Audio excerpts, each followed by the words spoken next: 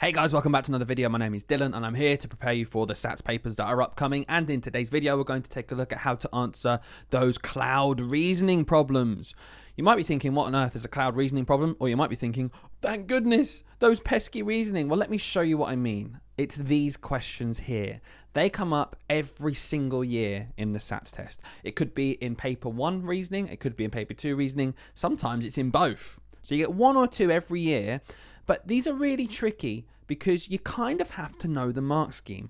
You kind of have to know what the marker, the person who gets your test, is looking for to force them to give you the mark, because there's lots of ways to fall into traps. Let's take a look at this question. Cars and motorbikes are parked in a street. Car has 4 wheels. Thank you for that vital information. And a motorbike has 2 wheels. How would we ever have known otherwise? Explain why Stefan cannot be correct. Well, what did he say? All I've done is just move the question over here so it fits in the page. Stefan counts 3 motorbikes and 5 cars. He counts 28 wheels altogether. Explain why Stefan can't be right. This is something where you're going to have to write down words, but don't be afraid to do some maths. First of all, I just want you to have a go at this question. Then we're going to have a look to see if you would have got a mark or not. Try and answer the question for me. Why can he not be correct?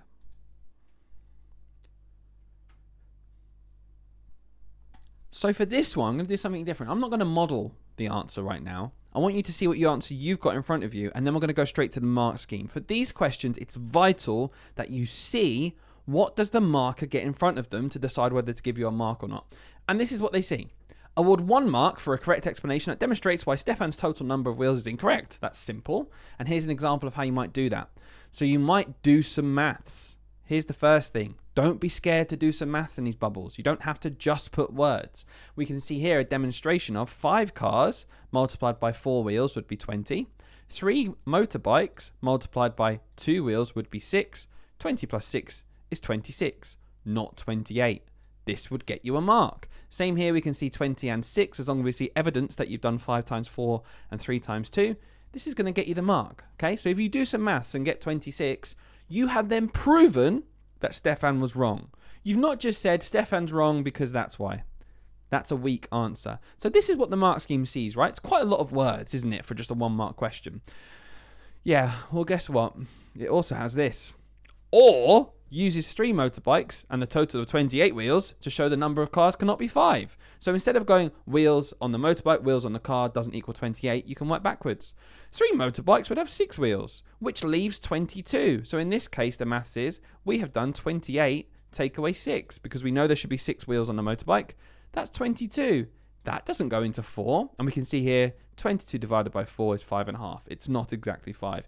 This is also proof. So the important thing to learn here, we need mathematical proof, whether that's through doing maths or through an explanation or that you understand what vocab means. We'll see that later on. So that seems like enough, right? Wrong. The marker gets another or. Or, this time, you can use 5 cars instead. So you've still got to do 5 times 4 here. 5 times 4 is 20. And that leaves us with how many left over? Well, that leaves us with 8 wheels. And that would be 4 motorbikes, which again is proving Stefan wrong. Stefan said 3. Okay, cool, thank you. We can move on to the next question. Oh my goodness me, no. Look at this. Just for a 1 mark question, the person marking has 4 ways to give you a mark. Okay, there's loads of ways. Demonstrate that Stefan would have either 2 extra wheels or an extra motorbike. So he's wrong because he's counted 2 more wheels. This is what it boils down to. It boils down to what I'm circling over on the left-hand side. You need to prove that Stefan is wrong by saying 28 because you calculate that 5 cars and 3 bikes would be 26. All of these are just different iterations of doing that exact thing. So to get a mark for this question right here, if I go back, all this explanation, to get a mark here, you simply have to show that you've done 5 times 4 is 20. You need to show here that you've done 2 multiplied by 3, because that's how many he said he saw, equals 6.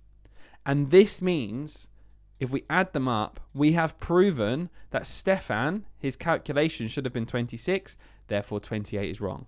This would get you a mark, okay? But here's something much more powerful as I go through the mark scheme. I want you to see this.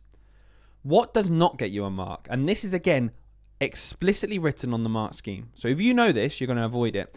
And I've highlighted them because they come up time and time and time again with these questions. So whenever you see a reasoning question with a cloud, if you think to not do these three things, you're going to avoid falling for those traps. So do not accept vague or incomplete explanations. You cannot be wishy-washy. You cannot just put 20 and 6. That's not enough. You have to prove how you got there. You have to show you're working out. You have to explain.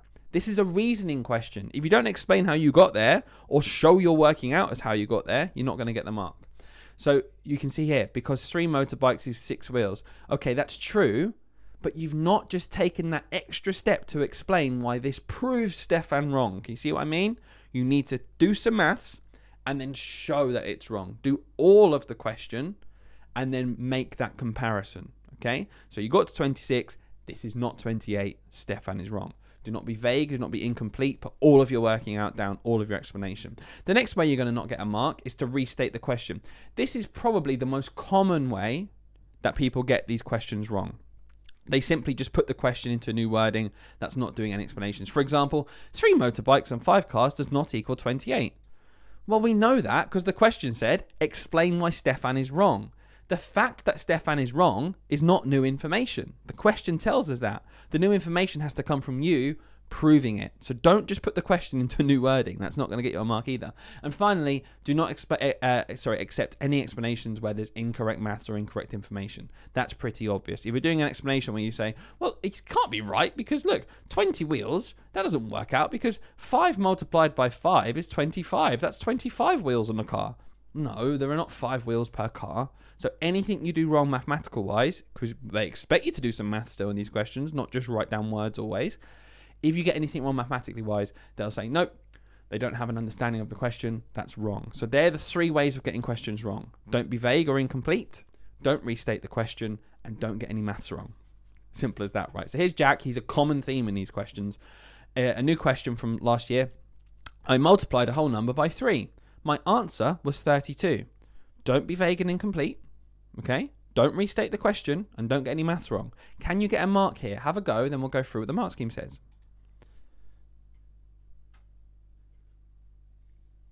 Now, I'm trusting that you read this part here. Explain why Jack is not correct. So it would not be suitable for me to say here, Jack is wrong because if you multiply a whole number by 3, you don't get 32. You kind of, you're just rewording the question. So how do we get a mark? Let's take a look. Here is what the mark scheme actually looks like before I snipped it in. On the left-hand side is how to get a mark. On the right-hand side is how not. Let's quickly look at the right-hand side over here. Do not accept. Responses that restate the question. This is what I just said. Jack is not correct because if you multiply 3 by any whole number, you do not get 32. That's not going to get you a mark. It's not enough. Do not accept vague or incomplete explanations. Do not accept explanations which include incorrect maths. These are the same ways again. If we know these ways to avoid losing a mark, we're not going to fall into these traps. You cannot just say, if you multiply by 3, you will get 30, not 32. What does that mean? If you multiply what by 3? It's too vague. This person here has just listed the 3 times table. Okay, how does that prove Stefan wrong? You've done the first step. You need to do the reasoning now. That's what it's testing. So let's see how you can get a mark. Award 1 mark for an explanation that recognizes that 32 is not a multiple of 3. This is now delving into the realms of you can use your vocabulary and you can prove it.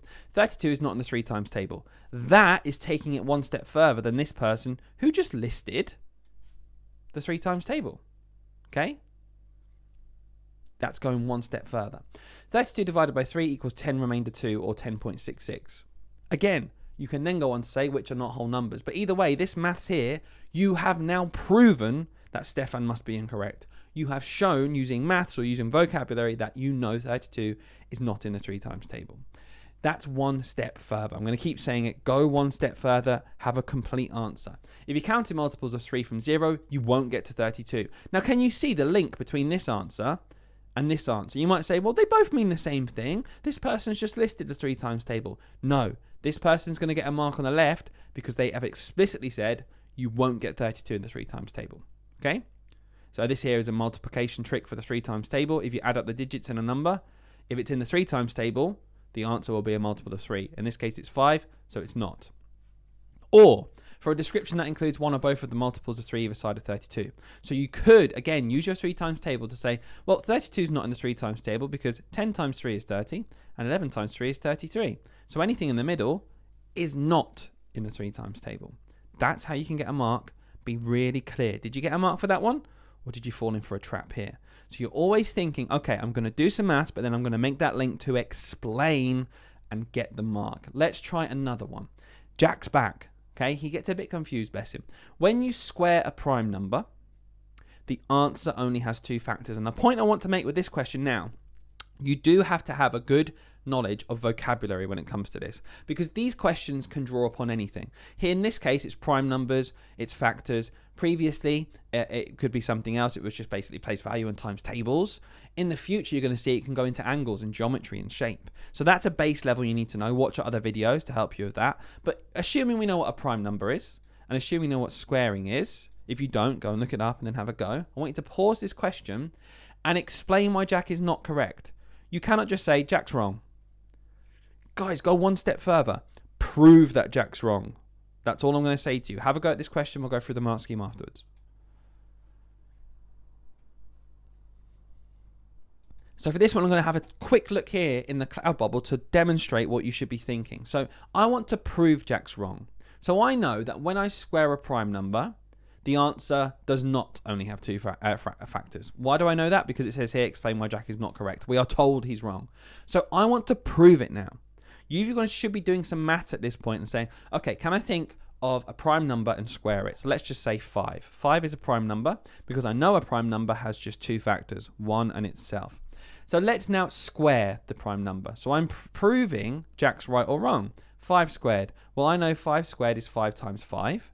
And that's going to get me to 25. By the way, you could have done 3 squared, 7 squared, any prime number. In this case, I'm going to do 5. Okay, cool. 5 squared is 5 times 5, which is 25. And then now I can show that 25 has factors, which are numbers that multiply together to give you the answer, in this case, the product 25. Cool, it has 1 times 25. But look, I also know it obviously has 5 as a factor because we squared 5 in the first place. So I know that 25 has 3 factors. What I have done here is I have proven Jack wrong. I've not just said he's wrong, I've proven it. And this is what we'll see now in the mark scheme.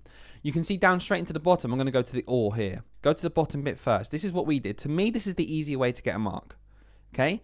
Look, 5 squared is actually on here as an example. And the factors are 1, 5, and 25. They have 3 factors. Again, here we did the example of 121, which is 1 times 121 and 11 squared. 11 is a prime number. All of these here are ways to prove that you understand what's going on. An even better addition to the question here would be to label 5 and say this is prime. All this is doing is just, again, showing the marker, look, I know what I'm doing. If this wasn't enough for you, I've shown you now, I've labeled the factors, there's 3, and I've told you that I've started with a prime number. You're just making sure. You'd still get the mark if you did all this working out, but we're just making sure, okay? So go back to the mark scheme. The best answer, though, is this one at the top. In this case, it does use mainly words to explain, and we can use words still. Using maths is just a way we can get a mark. We can use words. Award 1 mark for a correct explanation. It has 3 factors, okay? That alone, is that going to get me an answer? Well, no, I'm going to explain it. Is that going to get me a marks rate? I'm going to explain it. The prime number, which is what we started with, 1, every number has a factor of 1, and the square of the prime number. That's just saying any prime number I take and square, the answer will have the prime number, which is 5. It'll have 1 as a factor, and it will have the answer to the question. In this case, it's 25.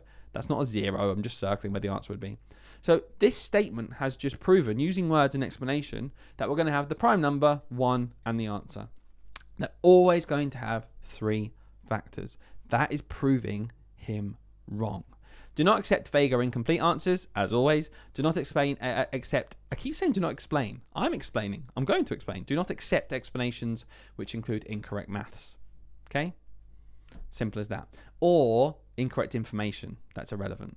Yeah? So, for example here, 49 equals 1, 7, and 9. What do you mean? What do we mean by that? 5 squared is 25. 1 and 5 and 5 and 25. 25 has 4 factors. You're so close here. But you've shown a bad understanding of what factors are. We don't count factors twice when we list them. So this would be wrong because the maths is wrong. Get the maths wrong, you get the question wrong. Don't explain yourself fully, you get the question wrong. Hopefully this makes sense to you guys. Let's have another look at one here. This is from 2019. Circle the prime number. By the way, this is still a 1 mark question. I'm going to write this here because there is 2 steps to this. Circle the prime number. So firstly, you have to find the prime number. Circle it. Explain how you know the other numbers are not prime.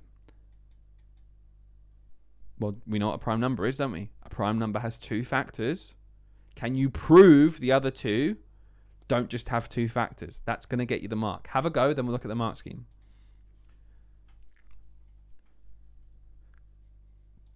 Do not be vague, do not be incomplete, do not get the maths wrong, and do not do anything that's irrelevant. Okay, circle the prime number. 95, 89, 87. 89 is the prime number.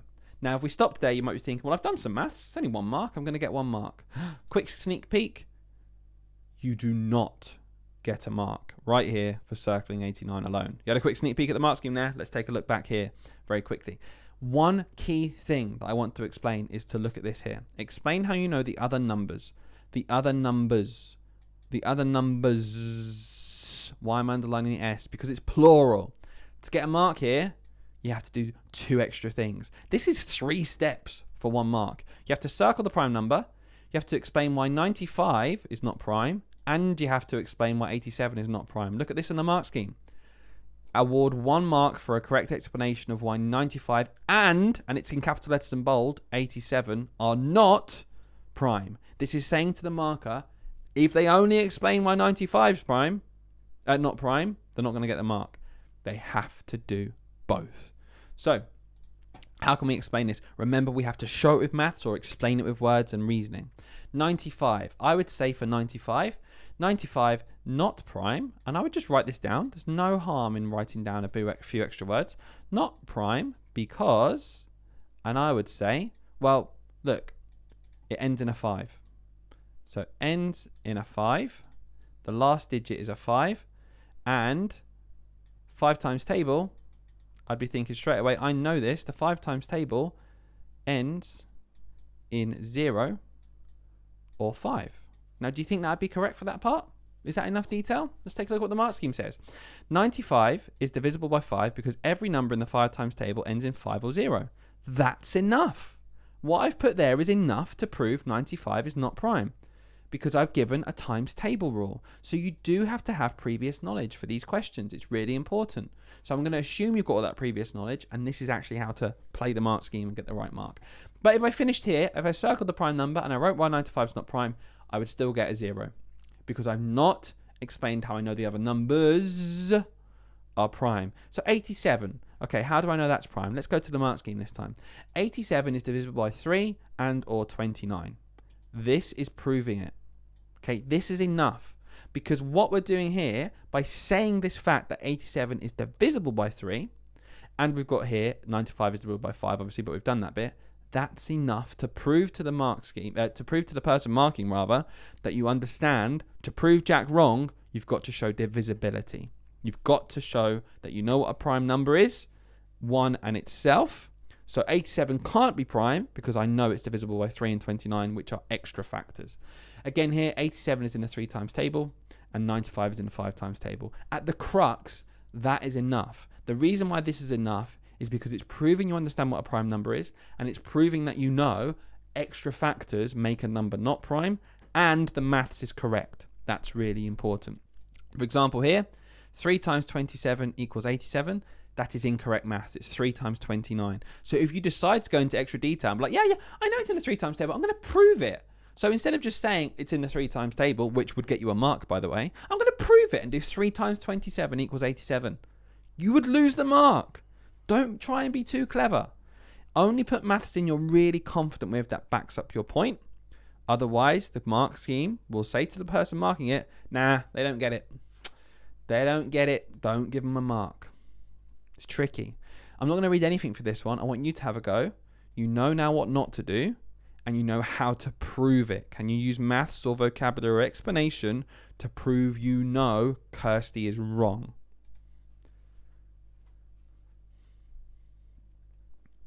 So we've learned at this point, they are basically vocab tests. When you double the size of an acute angle, you need to prove you know what an acute angle is. You always get an obtuse angle. Again, you need to know what an obtuse angle is. So we have to show the person marking the paper that you understand what these words mean and you understand why, with some proof, Kirsty's not right. You don't always get an obtuse angle when you double the size of an acute angle. So for anyone out there thinking, what's an acute angle? It's any angle 0 to 89 degrees. I guess technically 89.99999, anything less than 90. And an obtuse angle is anything 91 degrees, again, 90.0000001, anything above 90, but I'll just put 91 for clarity, up to 179.99999. We can add those decimals, but it's anything from a right angle in the middle. So this is like our middle barometer here, right angle. Anything less than that is acute. Anything larger than that is obtuse, up to, let's say it's a turn here with 2 right angles, okay? So that 180 degrees here is going to be our cutoff point for an obtuse angle. So how can I prove this now? When you double the size of an acute angle, you always get an obtuse angle. So if I start writing and I'm thinking, yeah, I just double 80. Yeah, I get 160. That's going to be an obtuse angle. Oh gosh, Kirsty's right. Be careful. We need to prove Kirsty is wrong. So we need something where if we add 2 acute angles, we do not get an obtuse angle. So let's think about that.